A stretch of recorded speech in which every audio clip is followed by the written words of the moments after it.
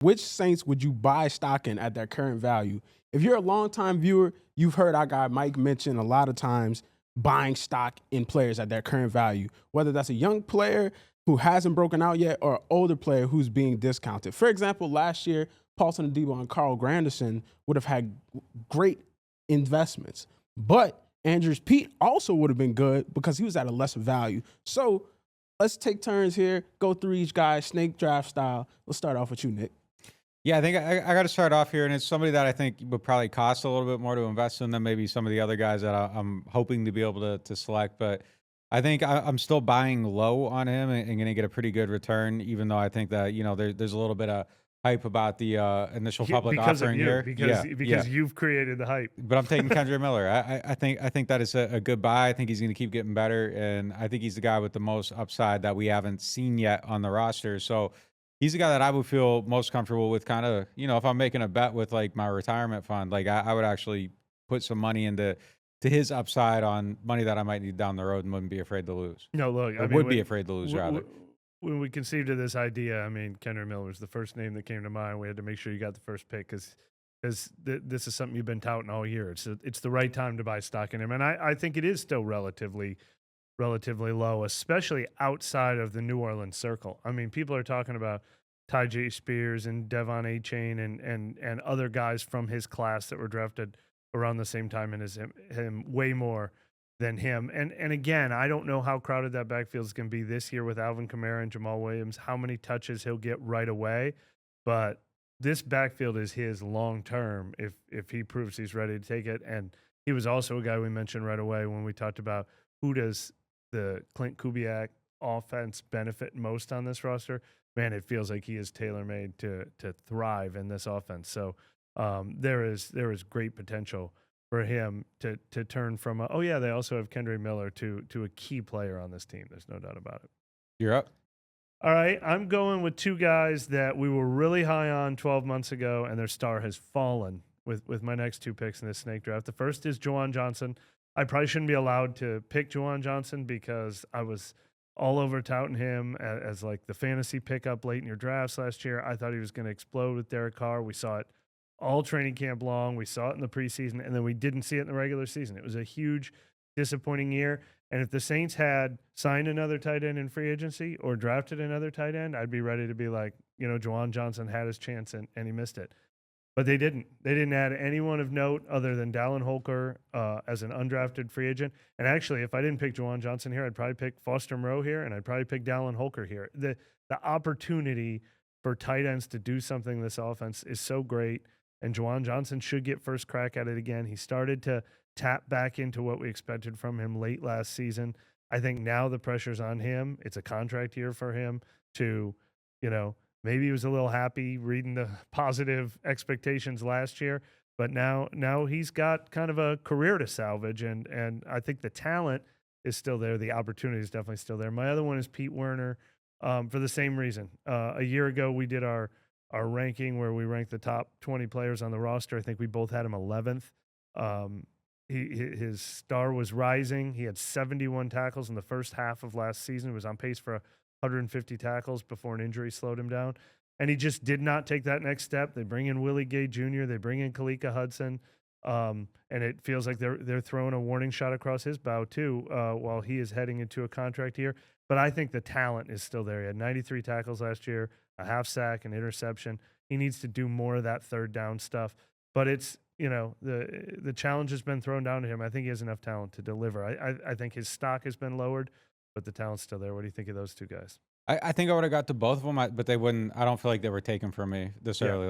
They might have been someone I got to a little bit later. Definitely Werner. I think I would have got to. I would probably taken Werner before Johnson. But I think a little bit lower in this because I feel like I'm getting my next two right here. And one of the things about you want to invest when everybody's running from the burning building because that's where you get the most upside. And it just through the spirit of this, Trevor Penning, I feel like is just the stock is free. You actually you can take it on the way out. There's just certificates. Like no one's fighting you can have for free. All he has to do is get on the field, play some stops, and you're getting a higher return on it. And I think he's going to find a way to be a starter this year. It's something that they got to try to figure out. I think they're going to be committed to it. I think they're going to be willing to go down with that ship.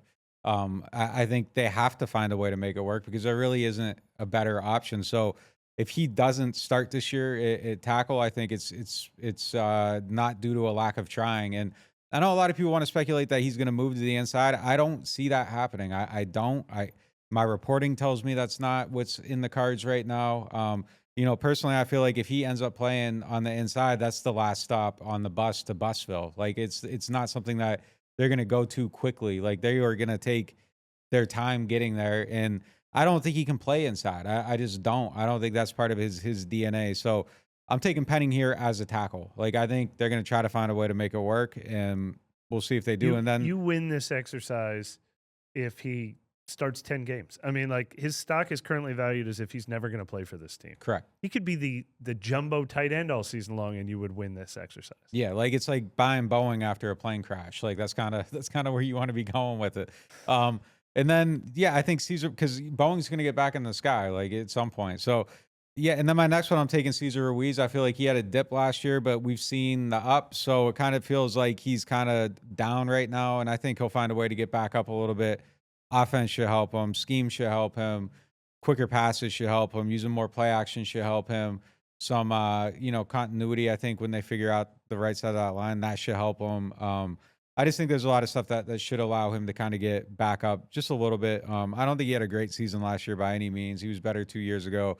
But I think that he can probably elevate his play a little bit. So it's not nearly the kind of like upwardness that you have available with Kendre and Penning. Like I don't think there's a reality where Ruiz is a star, but I think he can get back to being a good, solid starter on the offensive line. My only nitpick with this choice for you is I think you're down on Cesar Ruiz more than the general public. Like I think when he played really well for a stretch 2 years ago, you were kind of the cautionary, like he's not playing as well as everyone says he's playing. He gets the big contract extension last year. I think right now Cesar Ruiz's stock is not. I think it's lower in your mind from doing the film studies. I think you were a little more down on the season he had than the general public because you saw it. So he could have a much better year and raise his value in your eyes. but I don't know that you're not getting him at the you're not getting him at the Juwan Johnson price right now, I don't think. But other than that, I agree. This offense should suit him. He's still very talented. I think he will be better this year than he was last year, no doubt about it. All right, now I'm going into the penny stocks, and I'm going Cedric Wilson Jr. I've mentioned this a few times on the show. I like the opportunity, but I also like the talent. If the Saints had signed him 2 years ago, everybody would be like, yes, that is exactly the guy that they need in this receiving core. He's kind of a thin 6'2", 197, so he's not a big physical receiver, but he can use that size a little bit. He's got some blocking ability. He can play in the slot a little. He can be a third down option. Had 45 catches for 602 yards and 6 touchdowns with the Cowboys before he signed a sizable deal with the Dolphins. And then the Dolphins just, he ended up in the place where they drafted Jalen Waddle and they traded for Tyreek Hill, and he became an afterthought here. And he's arriving here as an afterthought. I think he could absolutely be, who are some of the, like everything that Traquan Smith was for this team without the Traquan Smith expectations. I think there's value in that. I think he'll be a part of this 4-man receiver rotation. And that alone, I think, would get me a return on my investment. And then I'm going to gamble here on Derek Carr. Ooh. I don't want to make this like a Derek Carr is way better than everyone thinks, but Derek Carr is way better than everyone treats him right now. I mean, we've seen, I think it was a fantasy ranking that was making its way, a FanDuel or something like that, but this meme was making its way around the internet where he was ranked 30th. And maybe as a fantasy quarterback, he doesn't put up big numbers. He doesn't put up big touchdown numbers. He's not the 30th best quarterback in the NFL. We saw him getting booed in the Superdome last year. He's better than that. Like he is, I still think, in what we always thought he was, that 12 to 20 range of quarterbacks. I think if they fix the offense, I think he can take advantage. And here's another stat we mentioned. Last 6 games last year, he had the best passer rating in the NFL. 15 touchdowns, 3 interceptions, 74% completion percentage. They're going to do more play action. That worked wonders for him. I think all Derek Carr has to do is if he has Baker Mayfield season from last year, everyone's going to celebrate it as they unlocked Derek Carr. Like I like the price of this stock right now. They're going to be on you in the comments. Sure. Like, wop, wop, sure. wop, wop. Like Yeah. they're not gonna like that one Because they're all selling. They're selling. He's a seller. I'll buy it at that price. I'll buy it at that price. I don't have to pay $30 million a year for this stock right now. All right. They're gonna be on you, man. They're gonna be on you. I don't think it's a bad pick though. I mean, I think you're right that people are lower on them than they probably should be. But I don't want to be someone that's raising that price either. Like I think. I think he's got a lot to prove. I'm going to go with the much safer pick with my next one, Nick Saldiveri. Again, I'm just buying in on all the offensive linemen because it's just like if they figure out how to get a couple of them going, like someone here has to hit. Like some of these options have to hit, and I don't think the bar is that high to be just an okay offensive lineman. Like I think the thing people don't realize is that offensive lines are terrible now. Like they don't develop these players. They don't practice in practice. Everything's up tempo, so nobody knows how to block when they get to the NFL, which means that like there's like 10 good offensive linemen in the NFL right now. A bunch of guys that are okay, and most of them stink, and they're hidden by scheme or by the guys next to them. So if a couple of these guys can find a way to get on the field, I think it's a hit. And I feel like I'm stealing here. I feel like this guy should have been the second pick, and I'm blaming myself because I let him fall way too far. I think A.T. Perry, like he had 200 yards last year. So just raising that number. I know like perception probably has him a little bit higher, so maybe I'm getting him at the right spot, and that's why we both kind of passed on him a few times. But if we're just going off of last year's production and how do you elevate that, I think A.T. Perry like has all the room in the world to do it. They didn't really necessarily replace him with a wide receiver, so I think the runway's still wide open for him to potentially be the number 3 guy. Yeah. I think it's going to be a good battle between him and Cedric Wilson. Push come to shove, I think A.T. Perry wins a push because there's just more future with him. So I think he's kind of got the house on his side a little bit too. So I feel good about getting him with my last pick in this draft. Yeah, no, that was completely a perception thing for me. Like, I feel like A.T. Perry and Cedric Wilson are probably pretty close in what I expect from this year. I feel like A.T. Perry's stock costs 5 times as much as Cedric Wilson's stock right now because of how strong he came on last year. I mean, I've mentioned this a couple times before too, but I guarantee you I would win a bet with every Saints fan in the entire city if they had to correctly guess how many receptions he had last year. He caught 12 passes last year. Yeah. It feels like he caught 12 passes in week 17. Yeah, Caught 12 passes all last season, but for 246 yards and 4 touchdowns and really came on strong toward the end. So, yeah, Arrow absolutely pointing up. He had a hard time living up to the hype, too, because, like, the hype around him was like, oh, they got a 3rd rounder in the 7th round. Yeah. And he actually, I don't know, like, for a guy that missed a ton of the season and everything, when he finally got out there, like, I feel like he met the expectation, which wasn't going to be easy for him to do. I would have bet for sure that he would have disappointed them in some form or fashion, and he ended up exceeding that expectation. Yeah, your offensive line, I agree with what you said about Nick Saldiveri. 2 other names that I had on my list, if we had gone a little further in the draft, were Oli Udoh. I think he has a good chance of winning a starting job for a guy that people probably don't even remember he's on the team now that Andrus Peat isn't coming back, and Landon Young, who we've talked about before, they're still high on his potential. He's going to have a chance. I mean, all these guys, even Taliesin Fuaga, you could put on this list because he has a chance to emerge as our best offensive lineman. I mean, the stock is so low on every offensive lineman, you could almost take him.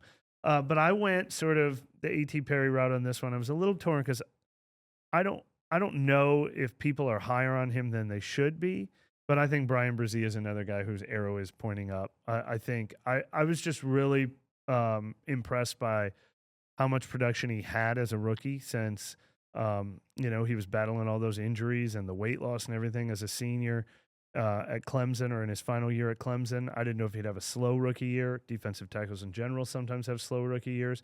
But he made it through the whole season. He never really seemed to hit a wall. He had 4.5 sacks, which is a really good number for a rookie. And that's a position where they didn't invest in anyone else. So I think they're counting on him to be the centerpiece of the interior of the defensive line. And I think he can live up to that expectation. So I don't know that I think he's a superstar. And if that's what I have to pay for his stock, I don't want to pay for it. Mm-hmm. But I want to buy stock in him getting better this year than he was last year. Very surprised that you didn't go with Peyton Turner, man. I mean, yeah, of course. Yeah, you're right. Yeah, but staying on the streak that y'all were going on, I actually chose Jordan Howden. He was, thrust into there to have starting meaningful stats last year due to injuries and suspensions, and now he has a whole summer under Tyron where he has to be in his mind think, okay, I'm going to get meaningful snaps again. I'm going to play. So he has no choice but to be money.